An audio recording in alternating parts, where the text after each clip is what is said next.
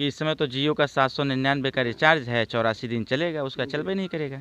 तो ये भारतीय जनता पार्टी की योजनाएं या नीति हैं, 4 साल चलेगा फिर खत्म मामला। हमारा ही पैसा हमको चूतिया बना करके दिया जा रहा है, बताइए ये अपने घर से कमा कर दिए हैं।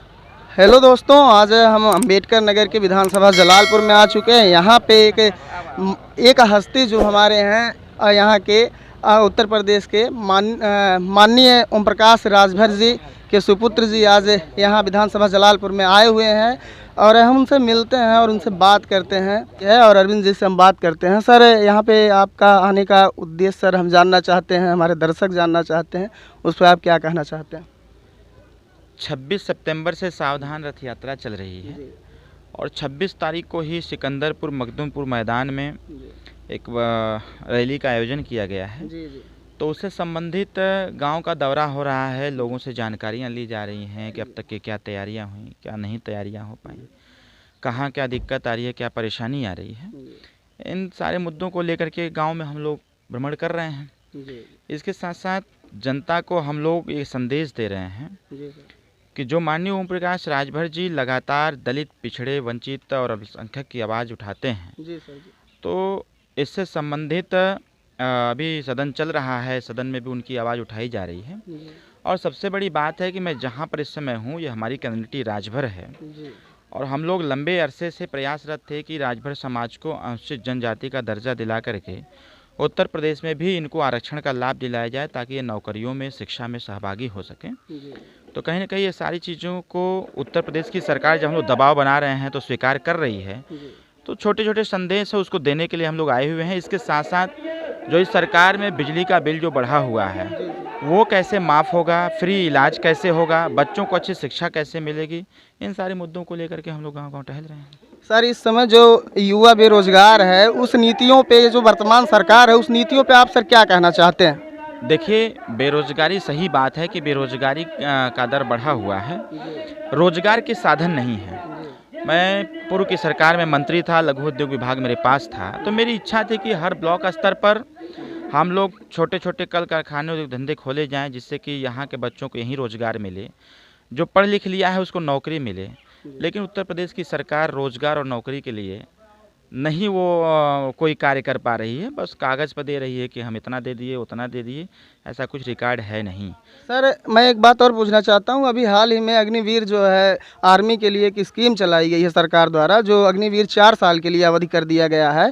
और इसमें एक स्कीम के तहत ये भी बता दिया गया है कि 4 साल बाद जो है उन युवाओं को जब वो रिटायर होंगे, यानी उनकी जब रिटायरमेंट होगी, तो उनको जो है एक लोन मुहैया करवाया जाएगा बैंक से, उसके माध्यम से वह कोई फार्म कर सकते हैं। इस पर आप सर क्या कहना चाहेंगे? क्या युवा इस देश का सिर्फ छेड़ी बकरी पालेगा?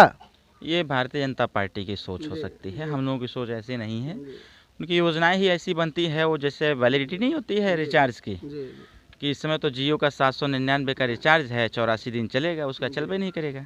तो ये भारतीय जनता पार्टी की योजनाएं या नीति हैं, 4 साल चलेगा फिर खत्म मामला। Thank you. धन्यवाद जुड़ने के लिए सर हमसे समय दिए, अपना कीमती समय दिए। दोस्तों, आप जान सकते हैं कि ये जो नीति है सरकार की, इस पे जो है लगातार जो है सुभाषपा के जितने कार्यकर्ता हैं लगातार लगे हुए हैं और बता रहे हैं, समाज में घूम के, जनता के बीच में जाके। आगे हम आपको दिखाते हैं कुछ यहाँ का लाइव दृश्य। देखिए यहाँ दोस्तों, आपको यहाँ पे एक हमारे और बड़े व्यक्ति हैं, इनसे हम बात करते हैं। सर, इस सरकार से आपको जो लाभ मिल रहा है, क्या आप खुश हैं? 5 किलो राशन वासन जो मिल रहा है, ये खुश हैं? हमारा ले करके हम ही को दे रहे हैं, उल्टे चूतिया बना रहे हैं, ये कोई बात होती है? कागज कोरम पे जितने शिक्षित व्यक्ति हैं सब घूम रहे हैं, अशिक्षित लोग कबाड़ा बीनने पर उतारू कर दिए। सरकार क्या कर रही बताइए? तो सुनने में तो ये भी आ रहा है कि सभी बड़े बुजुर्ग जो मिलते हैं वो कहते हैं कि हमें फ्री में राशन मिल रहा है, इससे हमारा जो है, हम फ्री में राशन लेकर के सिर्फ राशन 5 किलो में हमारा काम चल जाएगा? हम पढ़े लिखे हैं, हमको रोजगार चाहिए ना। हम 5 किलो राशन लेकर के क्या करेंगे बताइए? फ्री? यानी ये नीतियाँ सिर्फ लोगों को ठगने के लिए, हमारा ही पैसा हमको चूतिया बना करके दिया जा रहा है, बताइए ये अपने घर से कमा कर दिए हैं? क्यों? जितने बेवक घूम रहे हैं पढ़े लिखे, उनको रोजगार देना चाहिए। सिर्फ इनका कागज कोरम पूरा हो रहा है, बताइए इस तरीके से कैसे चलेगा काम? कागज पूर्ति करने से काम हो जाएगा कि उनको रोजगार दो? जितने नौयुवक घूम रहे हैं उनके बारे में कुछ सोची सरकार?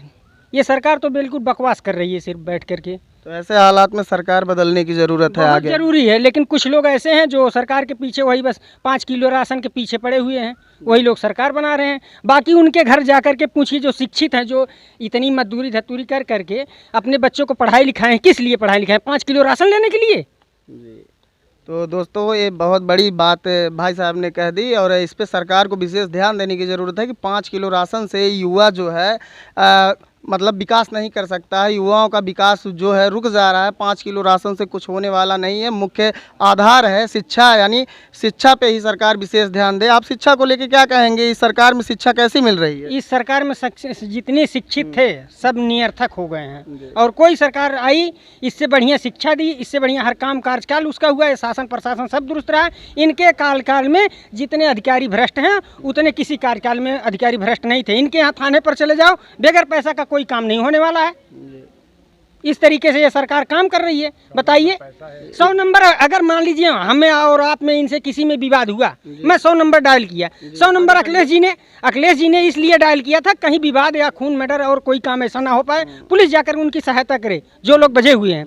ये सरकार का है, इसमें डायल करो, 100 नंबर आई, 5000 दो, नहीं जेल भेज दूंगा।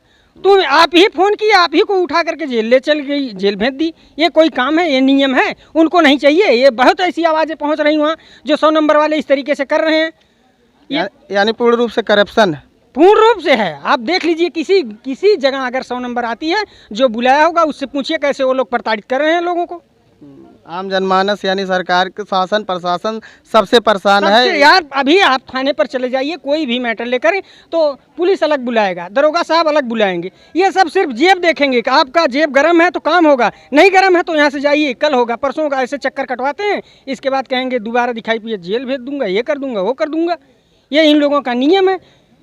तो दोस्तों बहुत उम्दा ही भाई साहब ने बयान दिया और हम आपसे मिलते रहेंगे ऐसे वीडियो के साथ, फिर आगे मिलेंगे आपसे। और हम उम्मीद करते हैं आपको वीडियो अच्छा लगेगा और आप वीडियो को शेयर ज़रूर करिएगा, और ताकि ये जो आम जनमानस की समस्या है लोगों तक पहुंच सके, सरकार तक पहुंच सके और सरकार अपनी नीतियों में कुछ सुधार लाए। अब मिलते हैं फिर ऐसे ही वीडियो के साथ, आप बने रहिएगा। ऐसे ही वीडियो के साथ आपसे मिलते रहेंगे। जय हिंद।